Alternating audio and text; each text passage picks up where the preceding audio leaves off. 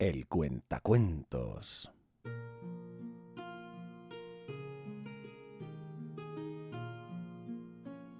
Este es el relato del fin de los tiempos de Warhammer.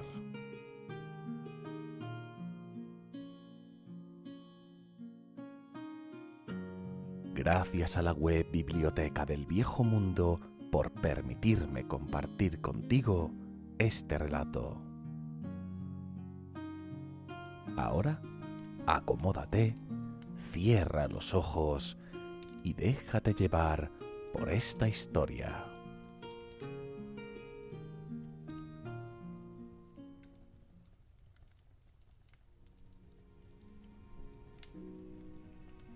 Capítulo 2. La batalla final, parte 3. Desde su posición en la parte trasera de las líneas de Tyrion, Morathi se permitió un ápice de respeto a regañadientes por el ingenio de su hijo. Por primera vez, un destello de duda atravesó la confianza de la hechicera bruja en sí misma. ¿Había elegido el bando equivocado todo el tiempo? No. Decidió que no, con su mirada cayendo una vez más en los severos rasgos de Tyrion. Que el propio Aenarion no hubiera acudido a la orden de Malekith era prueba suficiente para la hechicera bruja de que había juzgado acertadamente que Tyrion era su viejo amor renacido. Incluso con el flanco de Felhat colapsándose bajo el ataque caledoriano, Morathi confiaba en que la batalla fuera suya. Los no muertos eran muchos y los reyes Fénix muy pocos. Aunque el flanco de Imrik avanzaba, Alariel se tambaleaba bajo el peso del número y los guerreros Nagarondi reunidos en torno a Malekith apenas le estaban yendo mejor. Sin embargo, pensó, mirando a las mareas arremolinadas del gran vórtice, no había nada malo en mejorar las probabilidades. Con su voz grave y gutural, Morathi estiró sus manos y creó un espectro de su invención. Poco a poco fue tomando forma, tejiendo una figura no muy diferente a las que Malekith había conjurado. Ningún alma yacía dentro de esta forma.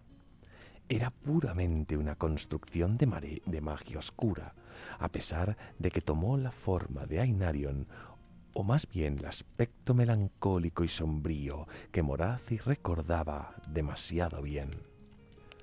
Por lo tanto, el padre se convertiría en un arma contra el hijo. Malekith no se dio cuenta de que su odiada madre recurría a los 7 vientos que aullaban a través de los monolitos fronterizos. El rey Fénix ya no luchaba en el medio de la batalla, porque él también estaba tejiendo un gran hechizo propio. Era una obra inspirada en la manifestación de sus antepasados, una que no podría haber sido llevada a la vida en ninguna parte, sino era en esa isla desierta donde la magia florecía con tanta libertad que incluso el tiempo se plegaba sobre sí mismo. Por lo tanto, no estaba preparado cuando el constructo sombrío de Aenarion se abalanzó sobre él, humo y cenizas a la zaga. No había sutileza en la creación de Morathi, solo una deforme e inestable energía moldeada para deshacer incluso la forma inmortal de Malekith hecha a toda prisa. Aquellos elfos sobre los que pasaba cayeron retorciéndose en el suelo, con las manos aferradas a sus caras, mientras la piel se les convertía en polvo y la carne se les licuaba a través de su armadura de repente oscurecida. Seraphon vio el peligro antes que Malekith y ya estaba subiendo hacia el cielo, pero la forma de Aenarion cambió su camino para seguirles. La salvación de Malekith vino de la fuente más inesperada, quizás la más improbable de todas. Bel-Shanar no había ido muy lejos de Malekith y ahora por fin devolvía una deuda largo tiempo contraída. En el instante antes de que la forma de Aenarion alcanzara su objetivo, el rey de la antigüedad estampó la base de su cayado en el polvo y se levantó en alto sobre una columna de luz crepitante. Así, el hechizo que pretendía acabar con la existencia de Malekith en su lugar impactó contra su usurpador. Hubo un destello de ardiente oscuridad. Cuando se despejó, la forma de Aenarion había desaparecido y también la de Bel-Shanar, con su espíritu destrozado y echado a los vientos de la magia por el hechizo de Morathi. Malekith tuvo poca simpatía por el fallecimiento final de Bel-Shanar, y menos aún agradecimiento. Sin embargo, el sacrificio del otro había conseguido al rey Fénix el tiempo que necesitaba para completar su propio encantamiento. El aire alrededor de Malekith onduló como las aguas de un estanque perturbado por una piedra, fluyendo hacia el exterior en todas las direcciones a través de la isla de los muertos. Donde pasaban las ondas, las figuras fantasmales tomaban forma. Eran ralas y translúcidas al principio, pero cada vez más sólidas mientras el hechizo del rey Fénix se completaba. En el lapso de unos latidos de corazón, eran tan corpóreas como cualquiera que luchara ese día, y sus espadas igual de afiladas. En el corazón del gran vórtice, todos los tiempos eran uno. Ningún momento separaba a uno de otro, y a través de los vientos de la magia llegaba a cualquier sitio y a cualquier época. A lo largo de milenios desde su creación, nadie, ni mago o guerrero, ni rey o sirviente, habían vivido y muerto sin haber sido tocados por el último gran encantamiento de Caledor Domadragones. El tapiz tejido con el vórtice se extendía a través del tiempo, y el hechizo de Malekith había reunido sus hilos y les había dado una nueva forma. Anteriormente, Malekith había dado vida a los reyes de Ulthuan. Ahora invocaba a los más grandes campeones de la larga historia de los elfos. Estos héroes largo tiempo perdidos vinieron de todas las épocas y de todos los reinos, con las piedras preciosas de sus estandartes brillando radiantes mientras caían sobre el enemigo. Conocían su propósito y por fin las lanzas de los muertos se vieron superadas por las de los vivos. El Tharion estaba allí, así como una veintena de grandes héroes de la línea de Moranion. Menceus de Caledor, Temacador de Nagarite. Ambos se situaron al lado de Morvael una vez más, e Istrana, Morelion y Braine en el de Alariel. Alisara, la que una vez fue esposa de Malekith, vestía ahora la armadura de oro de la reina que tan cerca había estado de ser. Combatía con cuchillo y lanza junto a Araloth. A menudo miraba hacia su marido, tal vez tratando de llamar su atención, pero Malekith estaba perdido en el mantenimiento de su hechizo, y Alisara se dio cuenta de que estaba muy por debajo de su vista, como lo había estado tan a menudo. Ella lucharía por él de todos modos. Una gran hueste de carros de Tiranoc, con el príncipe Eldir y su hijo Morbai a la cabeza, se estrelló contra los no muertos que atacaban a los elfos silvanos de Alariel. príncipes dragón que habían luchado al lado de Caledor II durante la Guerra de la Barba cargaban hacia adelante para luchar junto a él una vez más. Más hacia el este, una gran nube de polvo se agitaba mientras otros caballeros llegaban a la carga. Valedor de Illyrion, en otro momento la involuntaria zarpa de Morathi, lideraba la carga, y detrás de él llegaban muchos de los que habían perecido en la marca del segador.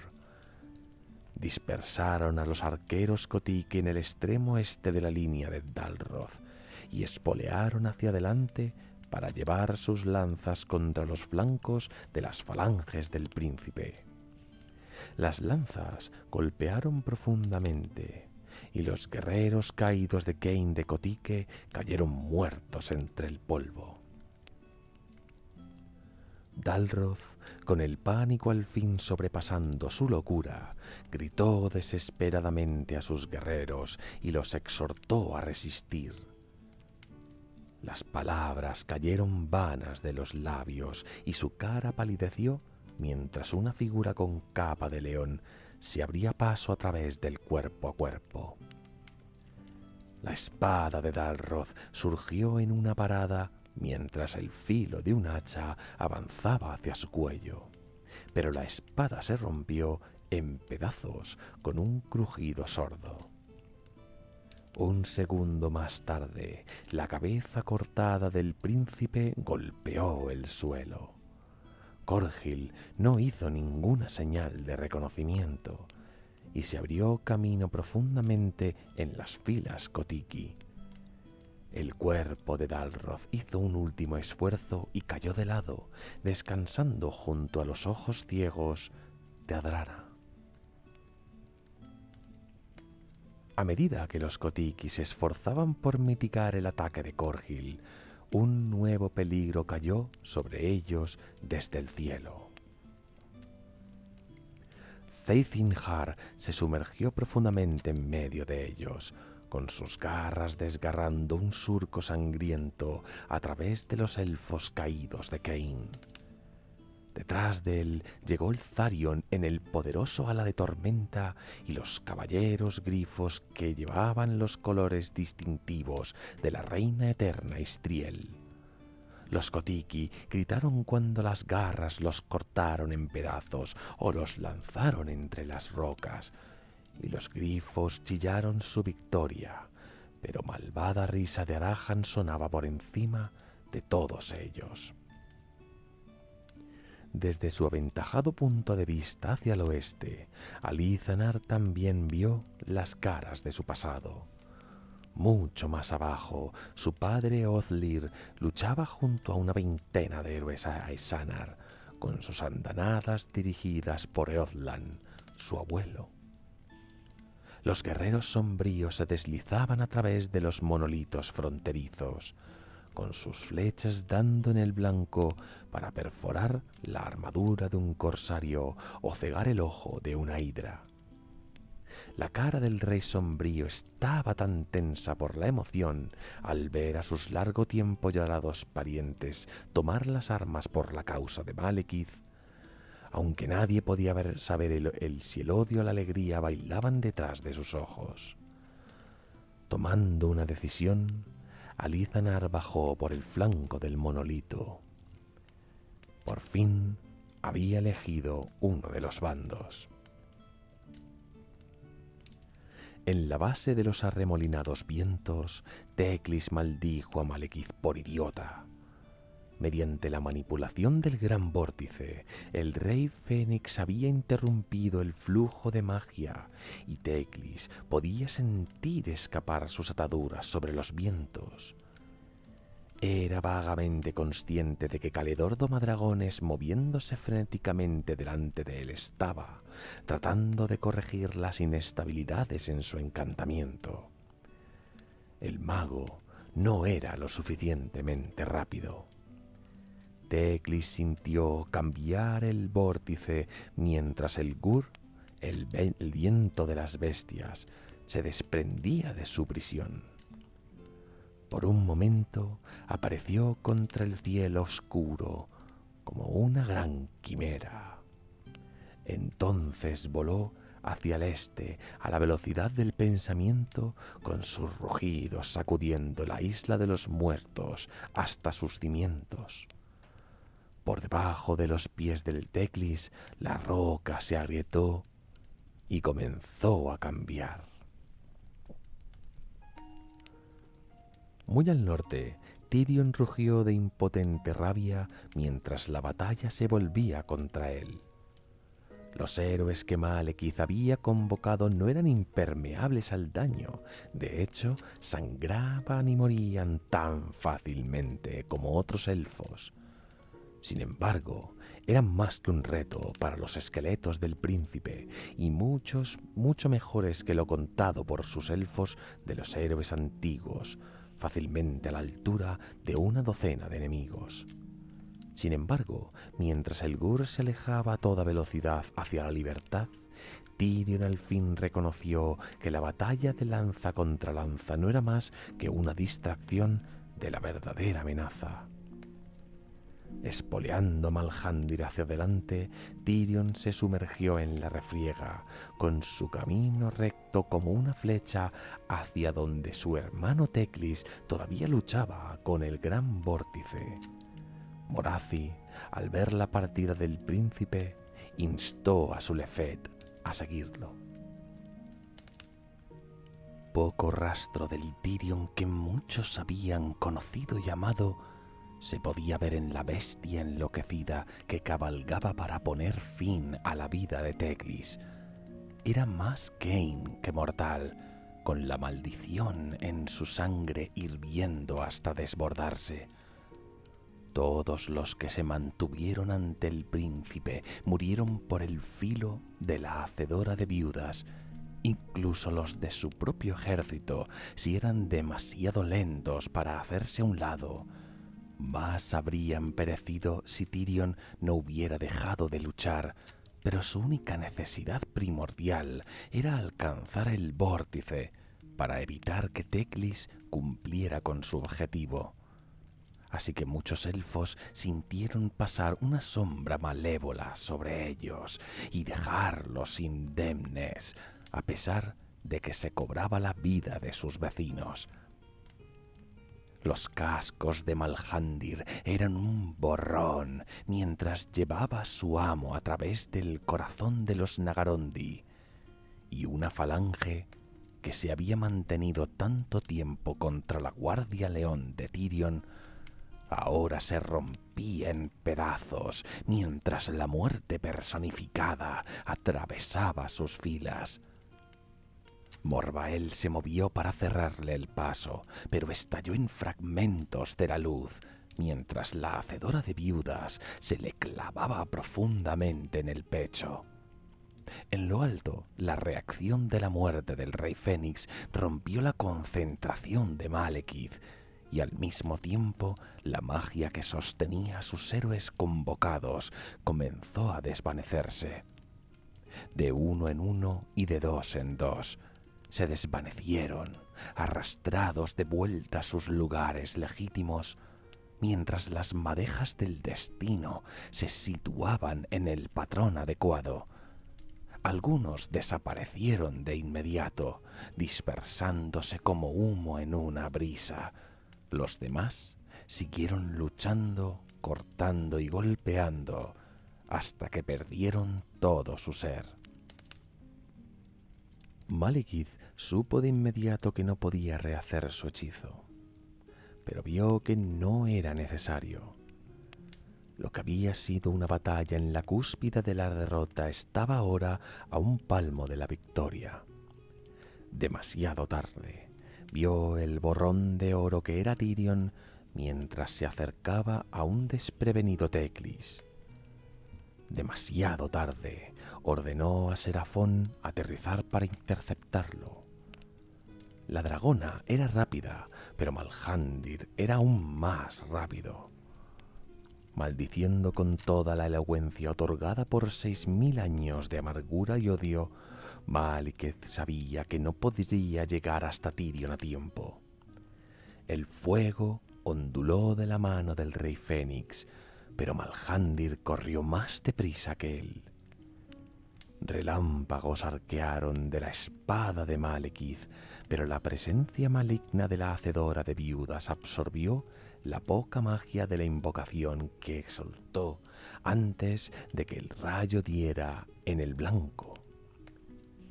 Tirion no hizo mucho más que mirar hacia atrás. La hacedora de viudas estaba oscura en la mano del príncipe, preparada en un golpe que cortaría la cabeza de Teclis de los hombros.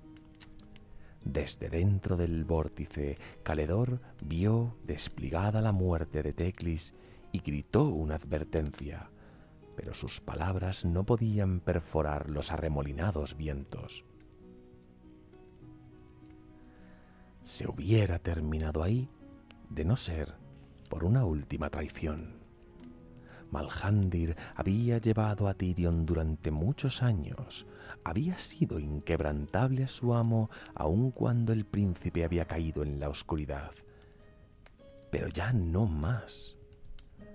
Malhandir no era una simple bestia de carga, como eran los corceles de los hombres, sino un noble descendiente de Corhandir el Grande, y por fin se dio cuenta de la deshonrosa lealtad equivocada que había traído sobre su línea de sangre. Así, mientras la hacedora de viudas trazaba un arco circular, Malhandir se detuvo y se levantó de cascos. Lo repentino del movimiento lanzó a Tirion hacia atrás de la silla el polvo del afloramiento. Tirion se puso de pie un momento más tarde, la hacedora de viudas ahora golpeando hacia Malhandir, pero el caballo trotó lejos ágilmente. Al darse cuenta que nunca podría coger a su errante montura, Tirion abandonó cualquier intento de venganza y redujo distancia con Teclis. La roca bajo sus pies estaba agrietándose y temblando, con gotas de magia brotando como el vapor. Él no le prestó atención y continuó adelante tambaleándose. El príncipe habría muerto allí de no ser por el grito de advertencia de Morathi. Tirion se lanzó hacia adelante y las garras de Serafón pasaron limpiamente sobre su cabeza en lugar de alojarse en su cráneo. Mientras Tirion recuperaba pie, Serafón se ladeó más cerca con vapor espeso y negro silbando desde su boca para cegar al príncipe mientras Malekith preparaba su propio golpe. Una vez más Morathi fue la salvación de Tirion. Un rayo violeta chisporroteó de sus manos e hirió a la dragona, fundiendo sus escamas y chamuscando la carne de debajo. Serafón se retorció de dolor y cayó de costado en el aire, chocando como un montón arrugado entre las rocas. Malekith se liberó en el último momento, con un puño blindado golpeando en el polvo para mantener el equilibrio mientras aterrizaba a la longitud de la espada de Tirion. Así, al fin, el rey Fénix y el avatar de Cain se enfrentaron en batalla por última vez. Aquellos que fueron testigos afirmaron a partir de entonces que vieron dos siluetas de dioses reflejadas en las nubes en lo alto, una enmascarada y iluminada con llamas, la otra gruñendo como una bestia con las manos corriendo con sangre. Cada uno luchaba con toda la furia y destreza a su disposición, con cada golpe y cada parada. El suelo bajo sus pies temblaba y se sacudía. Ninguna descripción podría hacer justicia al duelo, ya que las meras palabras apenas podrían describir la velocidad y ferocidad de los golpes intercambiados, ni la increíble fuerza de voluntad que impulsaba a los combatientes a través de las más horrendas de las heridas. Dos titanes que sobrepasaban el entendimiento estaban en una lucha que parecía eterna, comprimida en el tiempo en ese momento.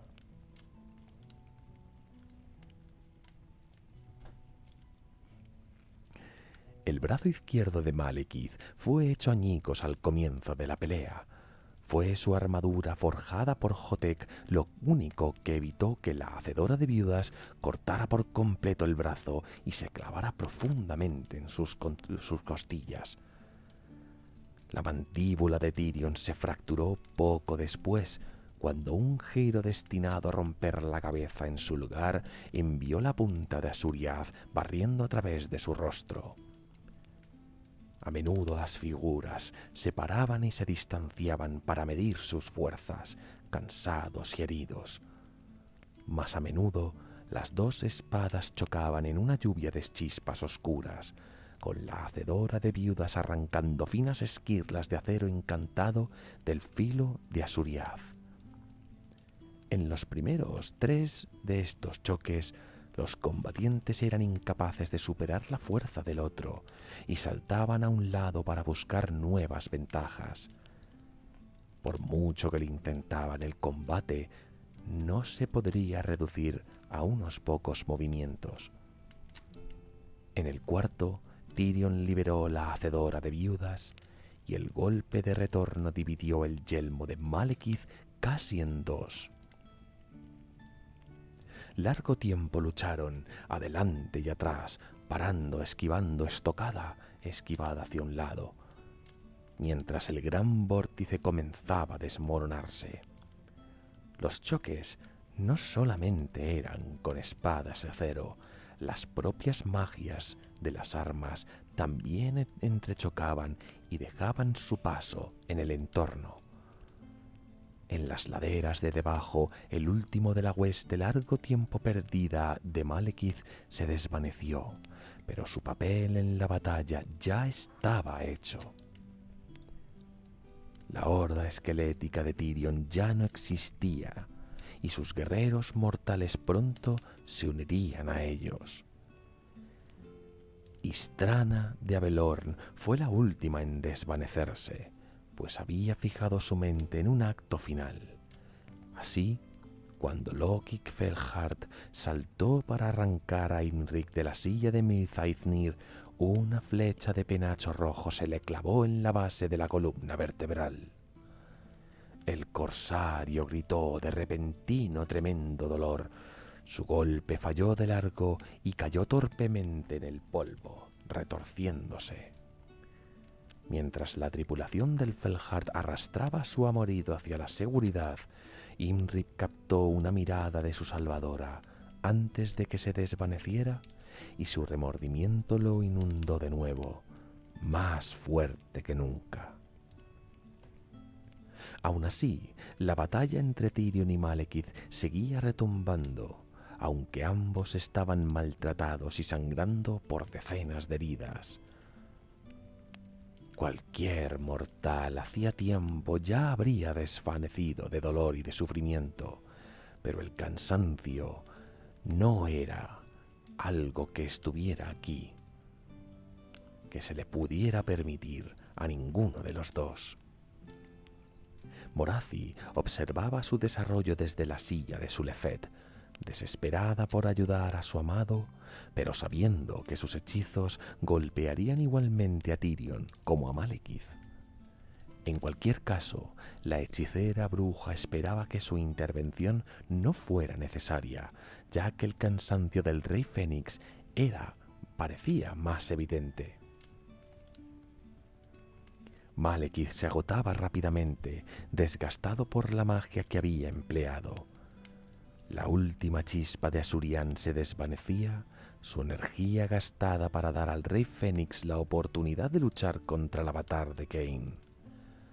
Malekith lo sabía, pero luchó igualmente de todas formas, reuniendo reservas de fuerza de las profundidades de su alma inmortal. Había conocido la derrota muchas veces antes y se negaba a reunirse con ella ese día. Asuriad golpeó alrededor, rápida más allá de lo creíble, pero Tyrion era de alguna manera aún más veloz, y la hacedora de viudas se levantó para encontrarse con el golpe. Esta vez no hubo ningún sonido metálico, sino un aludible crujido, y Asuriaz explotó. La espada se dividió en varios pedazos, principalmente en dos, con la amputada empuñadura cayendo de la mano del rey Fénix. Malekith se apartó, pero el golpe de retorno de Tirio fue tan veloz como su parada, y el rey Fénix se derrumbó con sangre oscura goteando de un agujero en su armadura.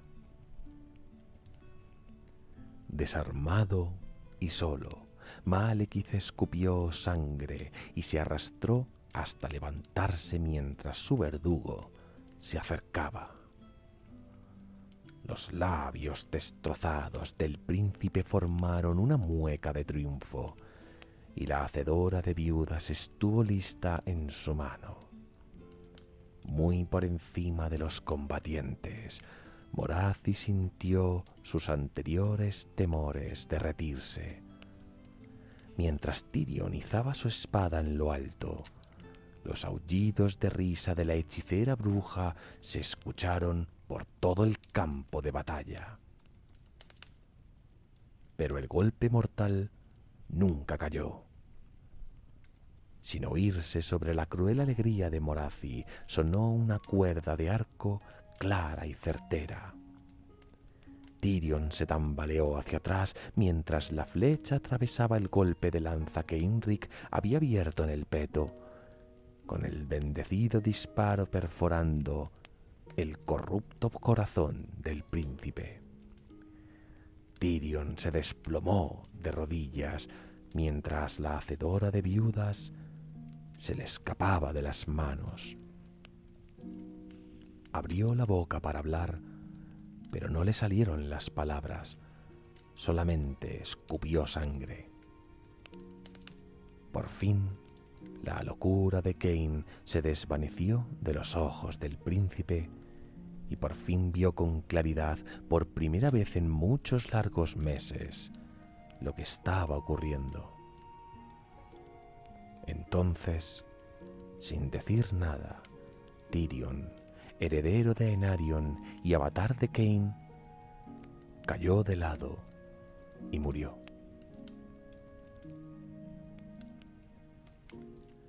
Morathi quedó en silencio mientras su amado moría, con la negación y la incredulidad mezclándose en su rostro y en sus pensamientos.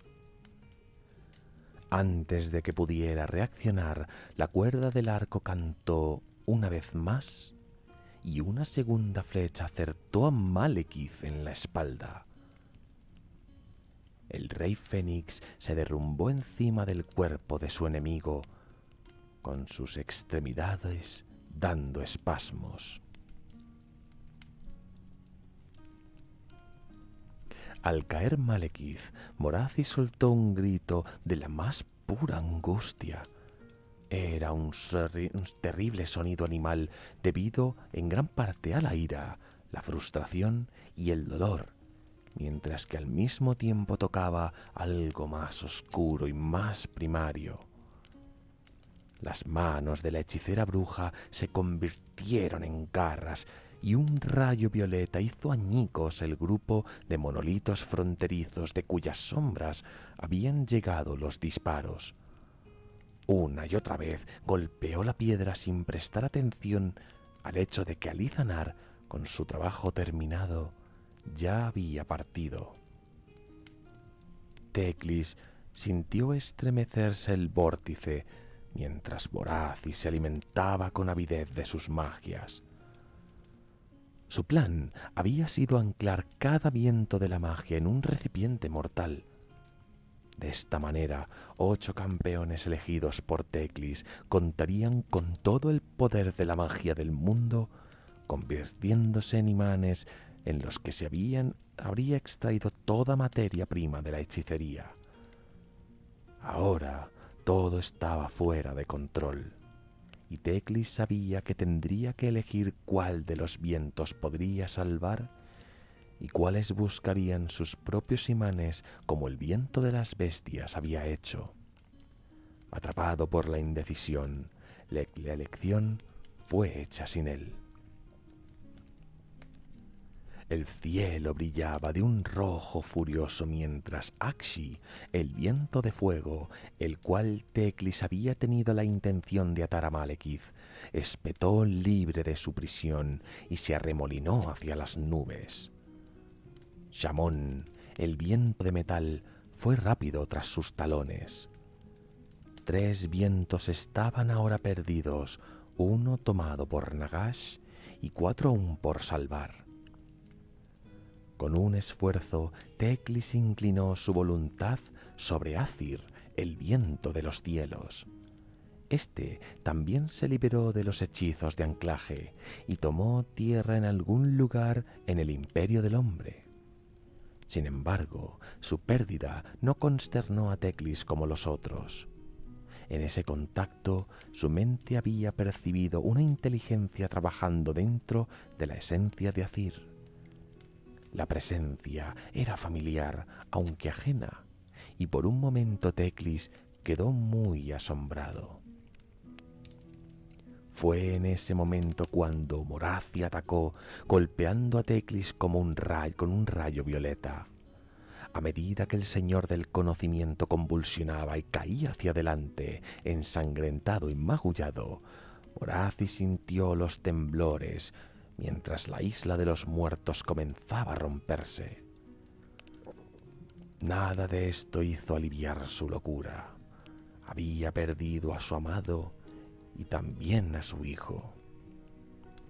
Un enemigo había muerto, pero miles más esperaban en las laderas de debajo y a través de los 10 reinos de Ulthuan. Todos pagarían por su humillación y la muerte de los que había amado. Pero ¿cómo lograría tal hazaña? El cielo se sacudió los últimos 3 vientos que luchaban por escapar, y al fin Morathi supo lo que debía hacer. Espoleando a su Lefet hacia adelante, Morathi se lanzó de cabeza a través de los retorcidos vientos al corazón del gran vórtice. El Pegaso oscuro pereció en el momento en que tocó la pared del viento, envejecido a polvo por las hechicerías en acción. No así Morathi, cuya forma se había hecho inmortal hacía mucho tiempo. Los magos de Caledor Domadragones no tenían ninguna posibilidad contra ella, ya que el conjuro de su atención estaba en detener el torbellino antes de que destrozase Ulthuan. Con rayos y fuegos, la hechicera bruja los mató a todos, aprovechando la magia pura de los restantes vientos sin pensar o restringirse. Solo Caledor, el mismo Caledor, sobrevivió, protegido por contraconjuros que había pasado tejiendo toda la vida. Fue él quien primero sintió una terrible presencia acercándose. Fue el que vislumbró el brillante ojo de Slaanesh cuando apareció en el centro del vórtice, en el precipicio en el que el mundo mortal se derramaba en el sobrenatural reino del caos. Morathi vio el ojo también, pero en su locura no le importaba. De hecho, atrajo su mirada, invocando magias cada vez más salvajes para tentarlo a acercarse. Ya no temía el olvido en la garganta de Slaanesh, no se exhortaba el sediento dios al traer al fin a Ulthuan. Esta sería su venganza, tal vez incluso su apoteosis. ¿Por qué no podía cortejar el favor de Slaanesh? Una y otra vez Morathi golpeó los encantamientos del vórtice y la grieta en su corazón se ensanchó. Caledor le pidió que se detuviera, pero sus súplicas cayeron en oídos sordos. Poco a poco la grieta se hizo más amplia. Una mano gigante con garras, con su piel formada de caras chillando de agonía y éxtasis, se abrió camino y buscó a tientas una presa suculenta.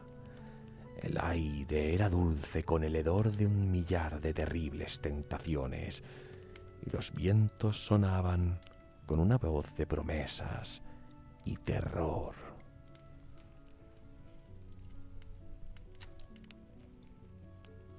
Fuera de la columna de los vientos, Teclis al fin volvió en sí y vio el desastre en juego en torno a él. Con su piel quemada por el fuego ardiendo de dolor con cada movimiento, el señor del conocimiento se arrastró hasta el vórtice una vez más. Las energías que Morathi estaba desatando eran como un faro para Slaanesh. Si la grieta crecía mucho más amplia, el príncipe oscuro se abriría camino a través del mundo de los mortales y no habría ningún poder que pudiera detenerlo. El resto de los vientos tenían que ser dispersados a la vez, sin importar el coste.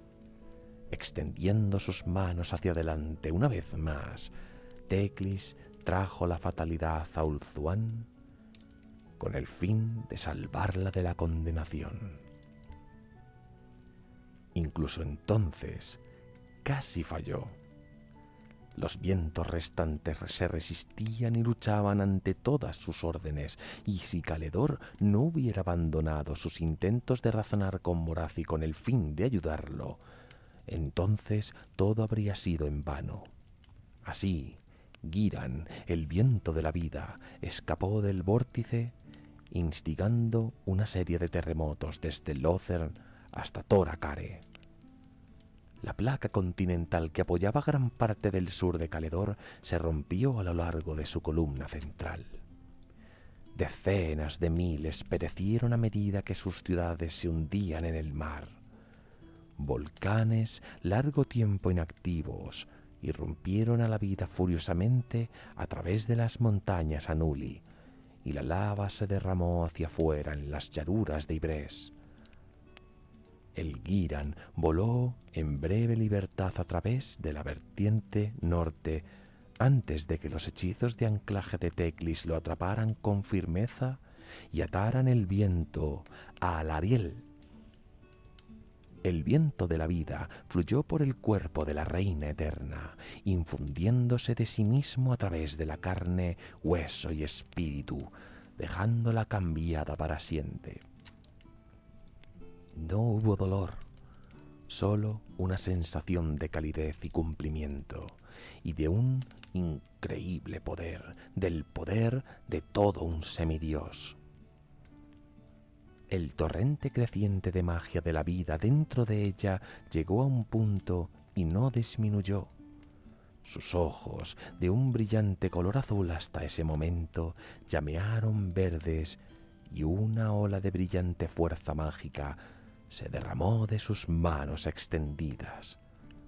Donde tocaba, los vivos sintieron una fuerza renovada y los moribundos sintieron cómo el dolor desaparecía mientras las heridas mortales de repente se curaban. Antes de que los temblores se desvanecieran, Teclis arrancó a Ulgu, el viento de la sombra, libre del vórtice, y el estruendo comenzó de nuevo. Los maremotos destruyeron todo el mar interior, y el Irion al completo desapareció bajo la inundación.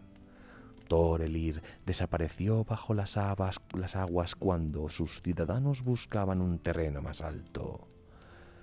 Ulgo ondulaba como humo a los pies de Teclis.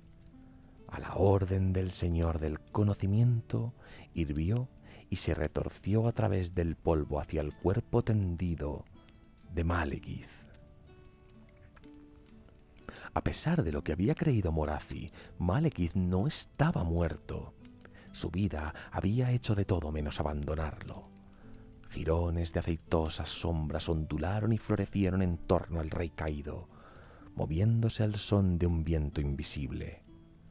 Hubo un destello oscuro que dejó una oscura imagen residual en cada ojo en la isla de los muertos. Cuando se despejó, las nubes fluyeron hacia la carne quemada de Malekith, abriéndose paso a través de la boca, nariz y ojos, filtrándose por todos los poros. Mientras la última madeja de sombra se desvanecía, el rey Fénix dio un penetrante grito. Su cuerpo se arqueó de dolor, apoyado solo en la cabeza y los talones. El grito se desvaneció y Malekith se derrumbó, con zarcillos de sombra parpadeando de su boca con cada respiración. Solo uno de los 8 vientos quedaba ahora: Hysh, el viento de la luz. Por sí solo no podría sostener el gran vórtice y los vientos aullantes comenzaron a derrumbarse. A medida que el vórtice se encogía sobre sí mismo, también lo hizo la grieta en su centro, y un gran aullido ululante hendió el aire mientras Slanes se daba cuenta de que había sido engañado con su festín. La gran mano con garras buscó frenéticamente mientras la brecha se contraía, desesperado por hacerse con algún vibrante bocado. Morathi, por fin dándose cuenta de su locura, retrocedió, pero no vio a Caledor acercarse. El mago agarró a Morathi rápidamente mientras la mano gigante se acercaba. La hechicera chilló y arañó a Caledor con uñas y dientes. La sangre corría como un río por la cara del mago, pero aún así seguía aferrado, llevándola con el último abrazo que cualquiera de los dos conocería. Tu carrera está acabada, niña, dijo. Conoce tu fin con la dignidad de tu herencia. En algo en esas palabras por fin atravesó la locura de Morathi y cayó inerte en los brazos de Caledor. Mientras las garras se cerraban en torno a los dos, gritó de desesperación por última vez y luego se hizo el silencio. Cuando Teclis al fin derrumbó por completo el vórtice y llevó el poder de Hysh en su cayado, la grieta se había cerrado. De Caledor y Morathi no había ninguna señal.